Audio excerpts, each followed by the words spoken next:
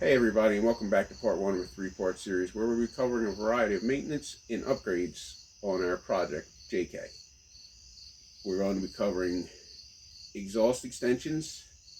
We're going to be doing a transmission service, because we're going to have the exhaust and cross member out of the way. Brake line extensions, all this due to the new larger lift.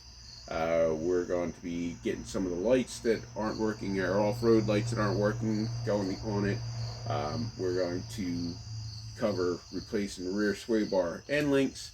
We're going to be changing engine oil and probably fluid in the rears. We may get to, if we don't get to it in this video and in a video coming soon, we're going to be putting outer axle seals in to keep the dirt and mud and stuff from getting inside the axle tubes at the wheels.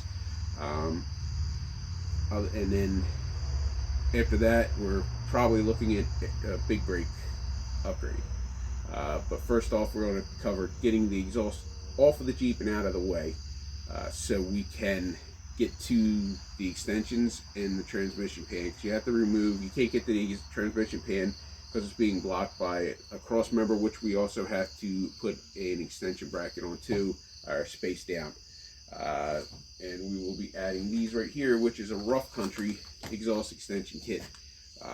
Basically what this does is it pushes your Y pipe back and down about 1.5 inches, and that gives you enough clearance for your drive shaft. Originally, with our original lift, the drive shaft we have on this Jeep, we didn't have to do it. Most projects or most lift kits at 3 inches, you have to do this extension if you're running a stock drive shaft.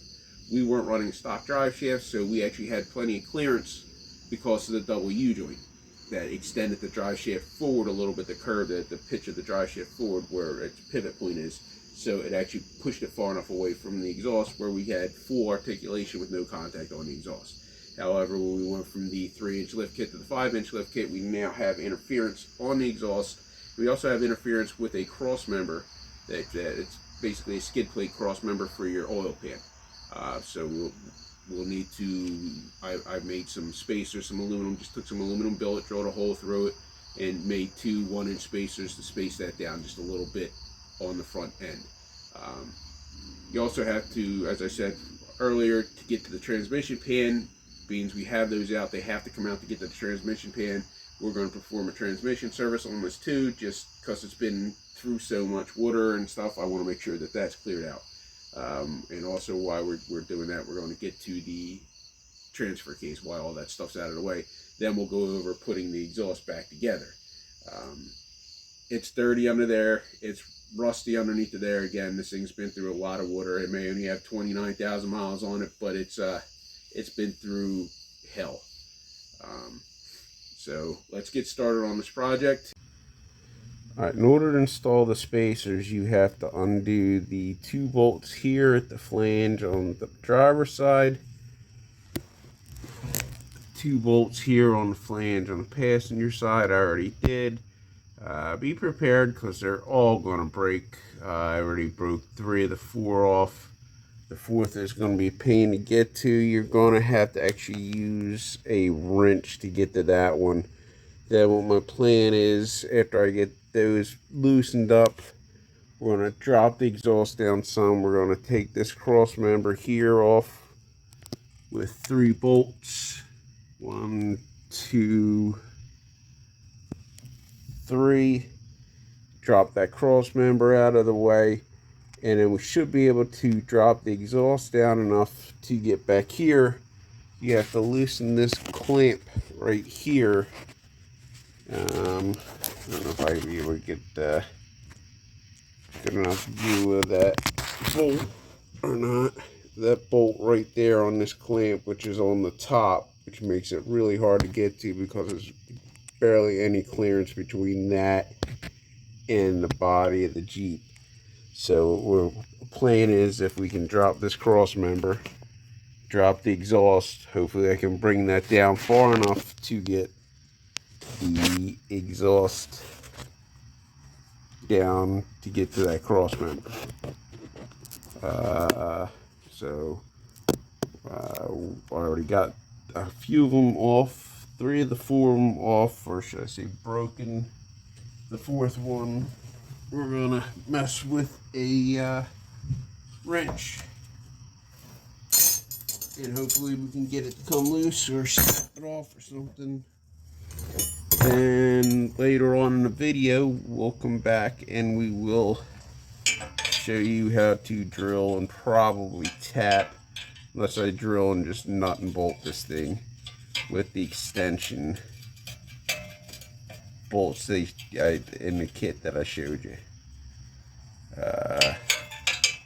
It's just really tight up in here, difficult to get to, so we're going to do the old 2-wrench trick here. Get your wrench up on the bolt, put a second wrench on this wrench, see if we can get the rust loose.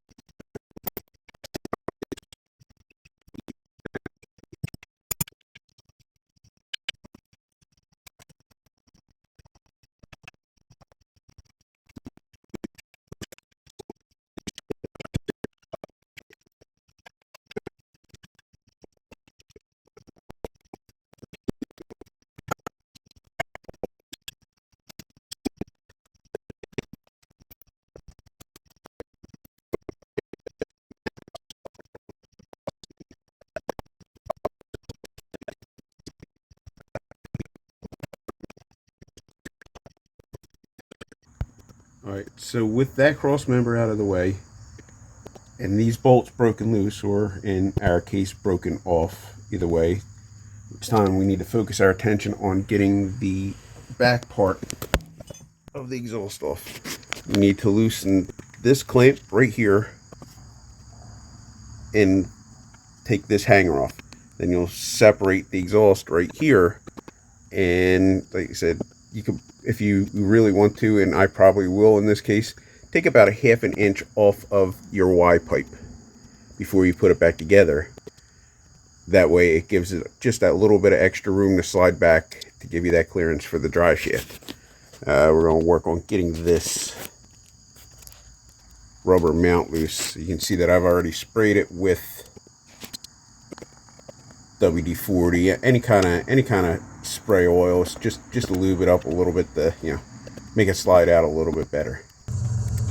Alright, so we're going to try and go at it with a pry bar first, but one thing you have to be careful of is your main wiring harness for the rear of the vehicle runs right here, as well as you have some brake lines and fuel lines that run along the frame, so just be careful where you put your pry bar at. I also have some wires running through the frame for rock lights and decorations. So what we're going to try and do is separate the top part. There you have it, ladies and gentlemen. Success. Got the Y pipe out of the rubber mount. It's going to be easy because it's solid mounted to the frame. Four bolts off of the flanges. So the first thing we want to try and do is get a pry bar on there. Cut the clamp in half on the intermediate pipe with a pry bar. Because that bolt on the intermediate pipe was rusted shut. We had to cut the relief cut in the intermediate pipe. Punish this Jeep the Y pipe out of it because it was so rusted tight in there. We had to spread it apart. Just an FYI for you, this clamp is actually welded to the intermediate pipe, so we're going to have to get up here. We're going to drop this out. That's why you saw us popping the back a couple. Alright, so now we have that loose. Our exhaust is drooped down. Exhaust hanger's loose. Now our next step is to try and get in and get this clamp undone in the front of the exhaust. I may order another gain clamp, but I'm probably just going to replace it with a regular muffler clamp at this point.